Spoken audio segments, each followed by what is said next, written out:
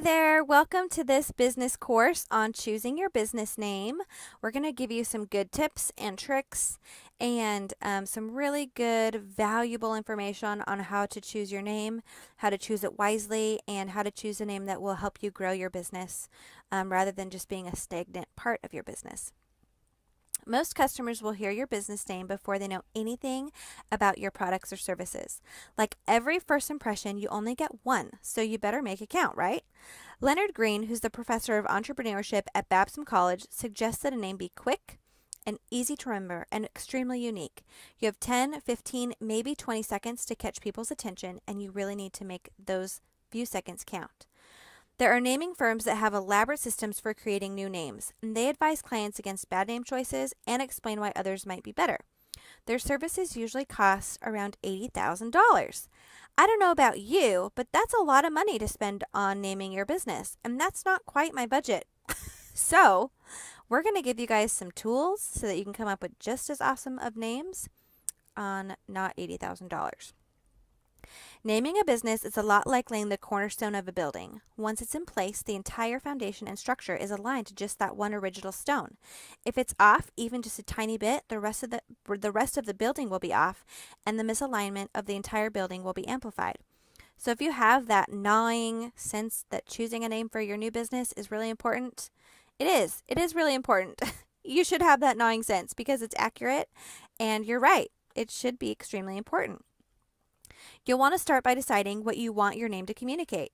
It should reinforce the key elements of your business, and your work in developing a niche and mission statement will help you pinpoint the elements you want to emphasize in your name. So if you can come up with your why, which we talked about already, right?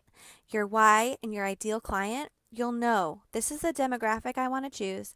This is what I want my clients to feel after they've received my services. And this is what I want people to feel even when they're visiting my website or even when I tell them my business name or tell them about what I do. Then your name should coincide with those emotions and those feelings and what you want, like what you want your client to feel. So that's really, really important. Here are a list of some fun names. They're all familiar words that appear in really delightfully unexpected ways. They surprise us, they entertain us, and they give us a happy little jolt of dopamine. People grin when they hear about a Spanish language school called Gringo Lingo. I just think that's adorable. I love that name, Gringo Lingo. Or a GPS for dogs called Retriever, or a robot vacuum called Nido, and a community garden crowdfunding platform called Seed Money. These are all genius names. Most people laugh out loud when they hear about the Church of Cupcakes. This church's best-selling t-shirt reads, "Forgive me, Father, for I have binged." I just think that's so funny. The owner calls herself the Church Lady, and the vanilla cupcake was christened the Missionary. Do customers eat up deliciously sinful names like these? They absolutely do. Probably a lot of customers go there just because the name is so amazing. And also, I'm sure the cupcakes are amazing because that's just what cupcakes are. They're amazing. Consumers don't instantly love brand names created by software programs or scientific processes or linguistic voodoo, verbal engineering, or mangling the alphabet. Mechanical name mutations don't really resonate with humans because unfamiliar names lack the critical feel-good factor and emotional connection that we all really crave. A clever business name is your welcome mat. It suggests we're fun, we're amazing, and you're going to love working with us. And on top of that, if you have a strong product that you're proud of and you deliver, then don't give your business a weak name. Your business should reflect the type of product that you're offering. So it should be strong, right? You should have a strong business name, and a strong product. With refreshed branding, advertising, and PR, a new name usually isn't the single reason for escalating sales. Hotel Vital can attribute its 25% sales increase solely to the name makeover, so they are definitely the exception to the rule. It can happen. It usually doesn't, but it can. The names were simply listed in a guide and nothing else changed about their business. They just happened to change their name a little bit, they tweaked it a little bit, and their sales skyrocketed. Restaurants can also increase sales by adding a dash of emotion to menu items. So which sounds better to you guys? Chicken soup or Grandma's chicken soup? Personally, if I look at those two things on a menu, hands down, I'm choosing Grandma's soup, right? Because it sounds way more delicious. And I love my grandma's soup. So don't forget to be creative with your naming, even in your offering list, even in your menu. For my personal encapsulation business, when I was going through and I named my business, and we'll talk about that in a little bit, but I named my business and I really wanted menu items that would grab my client's attention or a potential client's attention. So I came up with, my placenta encapsulation business. I offered two different packages. One package called Contentment. It elicits a peaceful response. It makes moms feel warm and fuzzy and cozy, and it makes them already feel like they're going to have a really enjoyable, calming, and peaceful postpartum experience, right?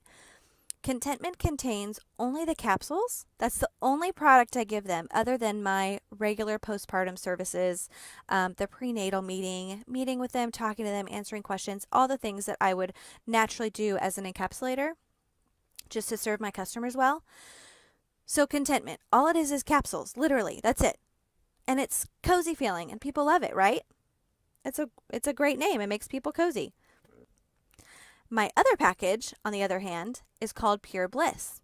It contains the capsules, tinctures, creams, sitz baths, maybe a pregnancy massage depending on what the client wants, maybe a smoothie. This is like the mothership package, right? It includes everything. Do you think that a mom, and I did this because I want more people to choose Pure Bliss, right? Because that's where the revenue is going to come in. I can have someone choose Contentment, which some moms do, and they're totally happy with it, and all they want is the capsules, and that's great. Or I can take it one step further and make it sound like their postpartum is going to even be better. Not only will they be content, but they're going to be happy, right? There's such a difference between like, oh, this is nice. I'm peaceful. These capsules are amazing. They're not making me anxious. Life is good. Or, oh my gosh, this is amazing. This is the best postpartum ever. I'm so happy. I'm bonding with my baby. I have all these amazing products and services, and my encapsulator is awesome, right? That was my goal, and it worked. 95% of my clients get the Pure Bliss package. I sell very, very little of the Contentment package because people want something that elicits that emotional response. Pure Bliss elicits much more of an emotional response than Contentment. Both packages offer my time, my postpartum services, and the capsules, but the Pure Bliss is like a step up, or maybe 5 steps up. People love it. They eat it up, and I do way more Pure Bliss packages as an encapsulator than I do Contentment. I would say easily, hands down, 95% of my clients are getting the bigger package because they want everything, right? They want to feel amazing. They want to feel the best they can be. And I've relayed the importance of that to them. And in my menu names, it's conveyed to them as well. So it's so important. You can get so creative with your menu names. And yeah, it's just really fun to do. And your clients or potential clients will respond to that as well. The more that your name communicates to consumers about your business, the less effort you'll have to exert to explain it.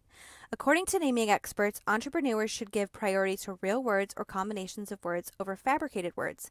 People prefer words that they can relate to and understand. Does your name elicit, or does it like convey to people, oh, interesting, tell me more? Like they want to know more about your business and they're like on the hook right away.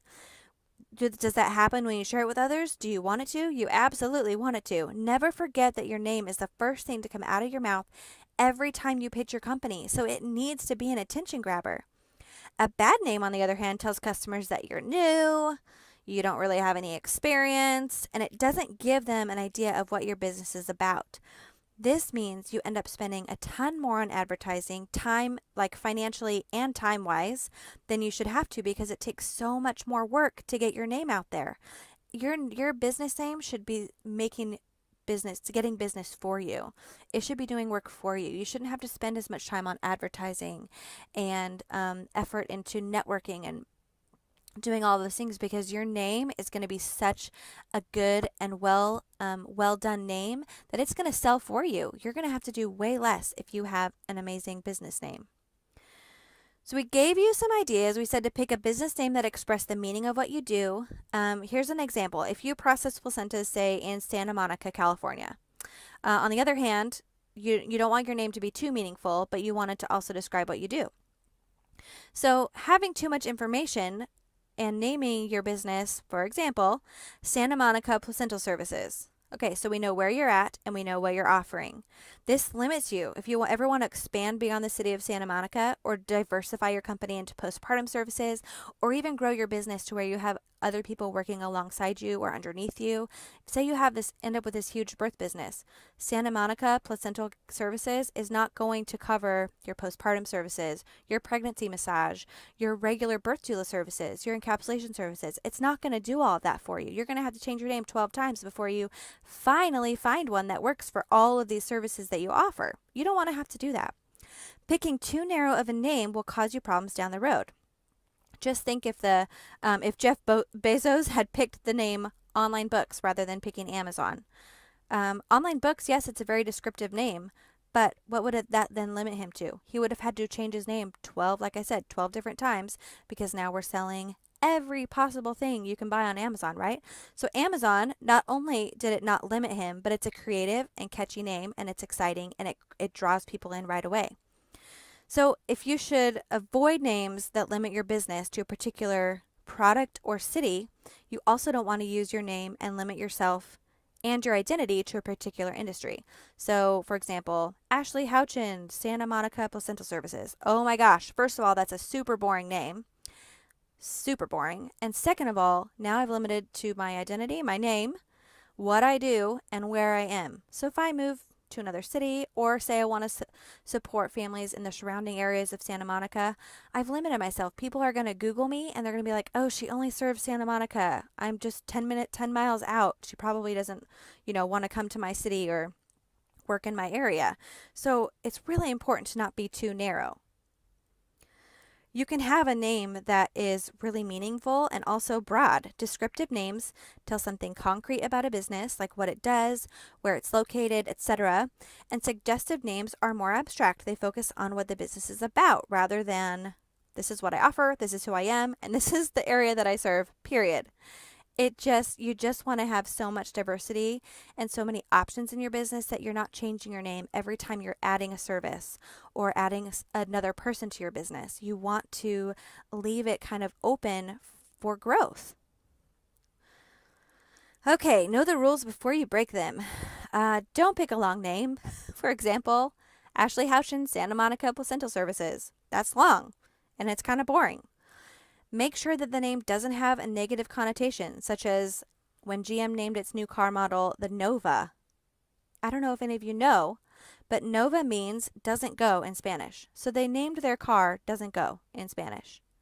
Do you think that Spanish-speaking people are going to laugh at that? They absolutely are, and it's actually kind of ironic because doesn't go. It just doesn't make sense. The name needs to sound good, right? Sometimes names seem fine on paper, but sound terrible when they're said out loud. And if it's said out loud, make sure people don't get it confused as to how it's spelled. Using words that start with the same consonant, like Coca-Cola or Jimmy John's. Just make sure to say it out loud a lot and make sure that it's not a she sells seashells on the seashore kind of situation, because then people won't be able to pronounce your name because they're going to get their words all jumbled up. But the alliteration and having the two words that have the same letter at the beginning or the same sound at the beginning is really catchy, and it actually is very effective for business naming. People need to say the name on the radio, in a video, or in a conversation effortlessly and easily, and it needs to be able to be read. If more than one person has to ask you how to pronounce it, this is kind of an issue. This is really, really important. You can't lose valuable referrals because people forgot how to pronounce it, or they told it to someone who couldn't figure out how to spell it and look it up online, or they couldn't spell it themselves. I mean, it's really important that your business name is easily read, pronounced, and people can actually look it up and spell it. Super important. Coined names can also be more meaningful than existing words. NameLab president Michael Barr has said this, and a good example of this is the Acura. There's actually no dictionary definition for the word Acura. It doesn't mean anything. It's not in the dictionary, but the word suggests that it's precision engineering, and that's what the company intended. NameLab's team created the name Acura from Acu, a word segment that means precise in many languages. So not only are they just speaking to one specific demographic or language, Accu means precise in many languages. So they're now broadening their market, right? Which is amazing. By working with meaningful word segments like Accu, Barr says the company produces new words that are both meaningful and unique. Just be very aware when you're naming your business that it's very easy to go with something that can hurt your company, and it's actually very difficult to get something simple that really works when you're trying to come up with a name like this that may be a little bit more abstract and coined. It's really, really it can be a challenge. So make sure you put a lot of thought and effort into it. Some experts believe that the best names are abstract, like what we were just talking about, a blank slate which to create an image. Others think that names should be informative so customers know immediately what your business is.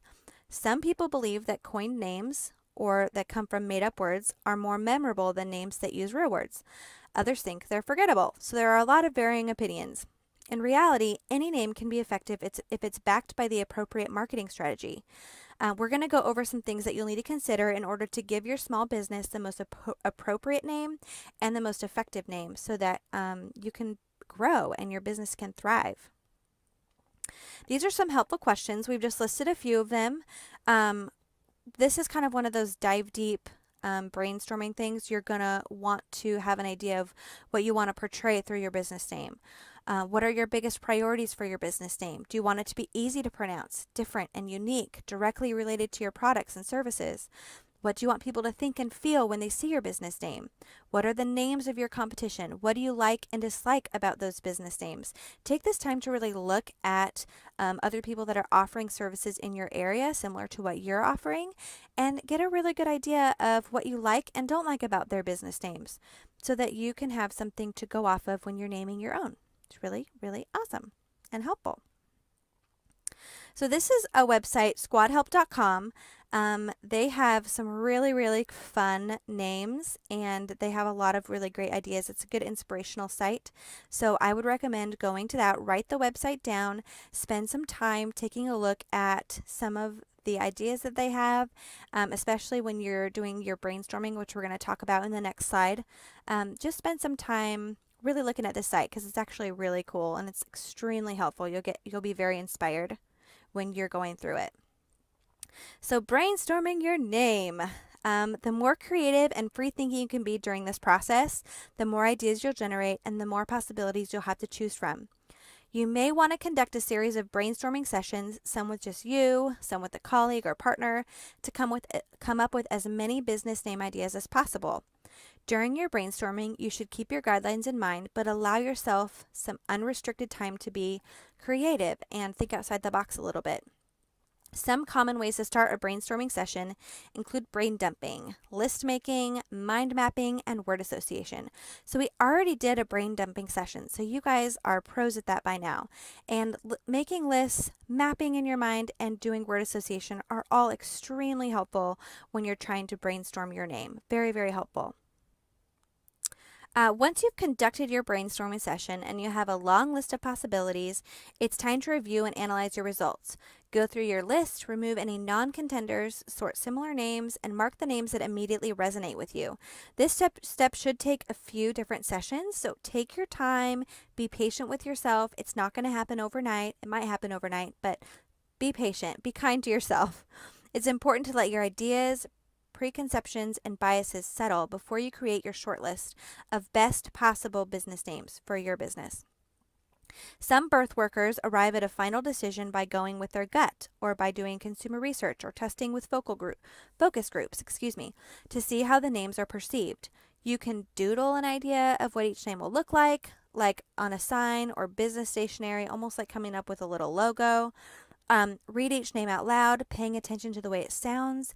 If you foresee radio advertising in your future or telemarketing, these are all things you want to take into account when you're coming up with a name because you need it to work with all of those things.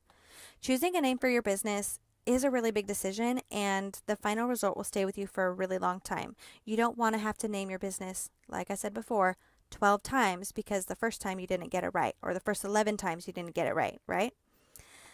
Let your ideas percolate for a couple days, then come back to it, review it again. In a lot of cases, after just a brief hiatus, you'll return and instantly know which of your options is the right business name for you. If none of the possibilities feel right and they're just not setting quite well with you, or you just don't feel like, oh, that's it, it's perfect, then start your brainstorming session again and start from scratch if you have to. But it's really important. Put in the extra time to get a really good business name because you're going to have it for a while. It's really, really a big deal. You want it. Here are a couple of really good resources for helping you come up with names if you're feeling stuck. So I've listed a couple of these. If you need to pause the recording for a minute, write some of these down, feel free. Visualthesaurus.com, they'll give you visuals around keywords. Shopify Business Name Generator, they'll give you some business name ideas, and they'll actually even check domains availability for you at the same time, which is really helpful because then you don't have to pick a name and then go and find out if it's available to purchase as a domain. Namemesh.com, it provides a startup company name generator. Naminum.com, it allows you to generate names based on a theme. I actually really love the name of that, naminum.com. I just think it's really fun to say.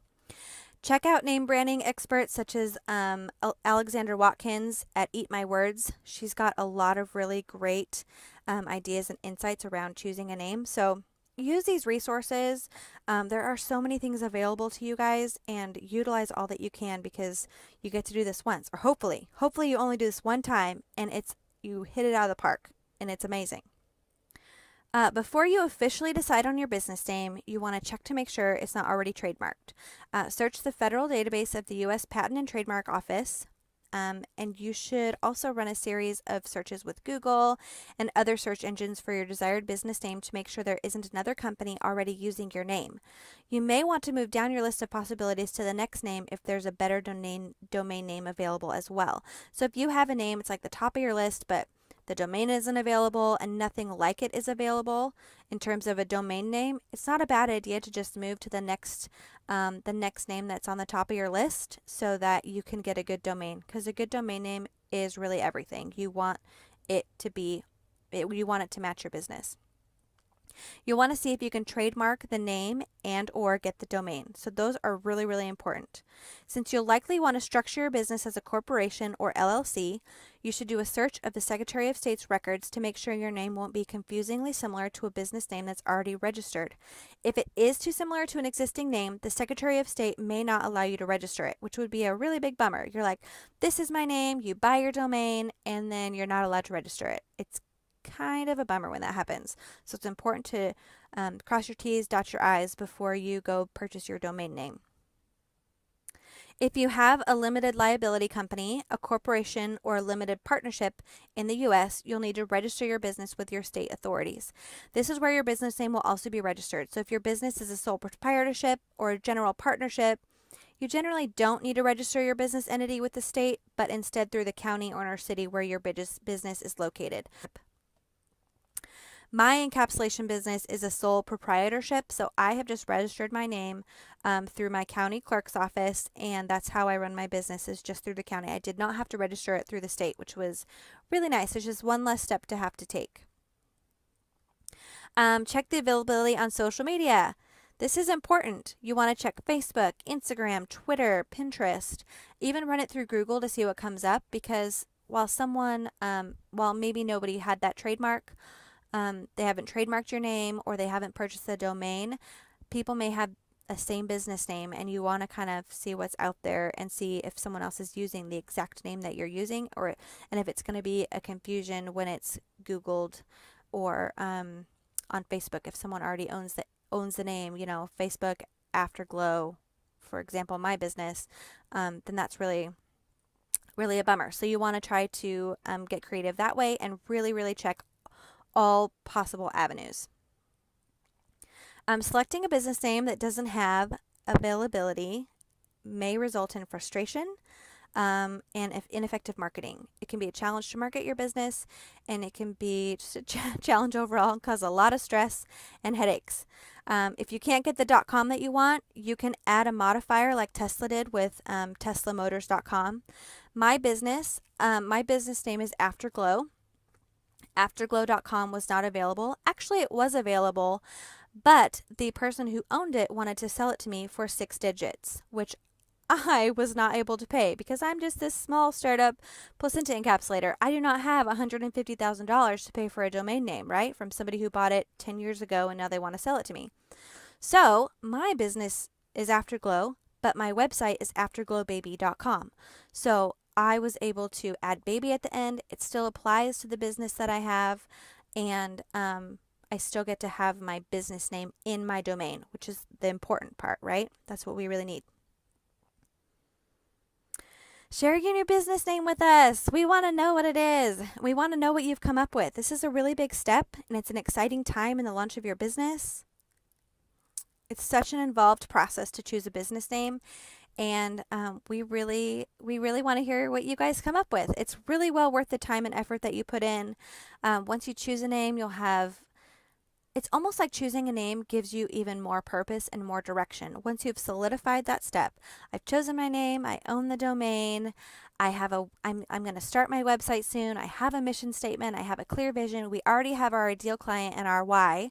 So this is just the next big step.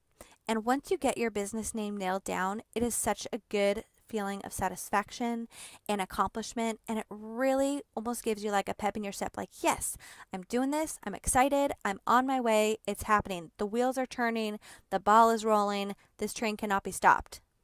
Don't put yourself in a box. It's so good to be creative and come up with a name that people will resonates with people, and also communicates your vision. So good luck, guys. Have a wonderful time. I can't wait to see all that you come up with.